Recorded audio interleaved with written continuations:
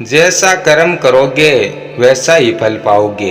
एक बार एक सेठ था। सेठ का काम था लोगों को ब्याज पर पैसा देना, और पैसे भी ऐसे लोगों को देता जिनके घर की आर्थिक स्थिति ठीक नहीं होती, जो वक्त पर पैसे वापस नहीं दे पाते। ऐसे गरीब लोगों को पैसे देता और फिर ब्याज का ब्याज लगाकर अगले की जमीन छीन लेता, किसी का घर छीन लेता, और ऐसे करके बहुत से लोगों की जमीन और घर छीन लिए।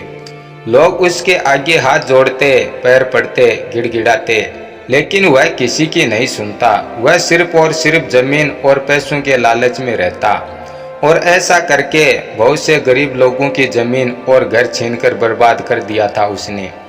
सेठ के दो बेटे भी थे जो सिर्फ आवारागर्दी करते थे, और सेठ उन पर ध्यान भी नहीं देता था। सेठ सिर्फ और सिर्फ लोगों का छीनने में और बर्बाद करने में लगा रहता था।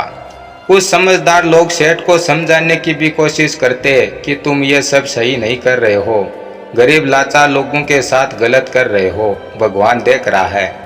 लेकिन सेठ बदले में उन्हें ही समझा देता और कहता कि तुम्हें जीने का तरीका नहीं आता है, मुझे जीने का तरीका है, और भगवान भगवान कुछ नहीं होता है, सिर्फ लोगों का भ्रम होता है। और ऐसे ही बहुत साल निकल गए, लेकिन अब सेठ के कर्मों का हिसाब होने का वक्त आ चुका था। और एक दिन सेठ के दोनों लड़के गाड़ी लेकर कहीं जा रहे थे, और रास्ते में उनका एक्सीडेंट हो गया और दोनों को अस्पताल लाया गया।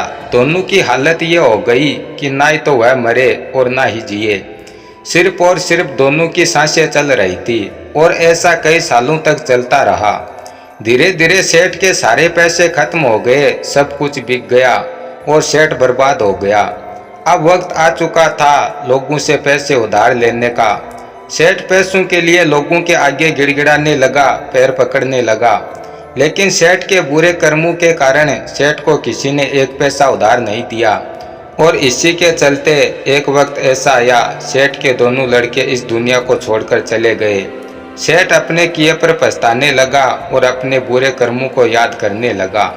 सेठ की जिंदगी ऐसे ही कटने लगी और हालत ये हो गई कि सेठ के पास खाने तक को नहीं था, यहाँ तक कि कोई पानी पिलाने वाला भी नहीं था। इसलिए कहते हैं जैसा कर्म करोगे वैसा ही फल पाओगे।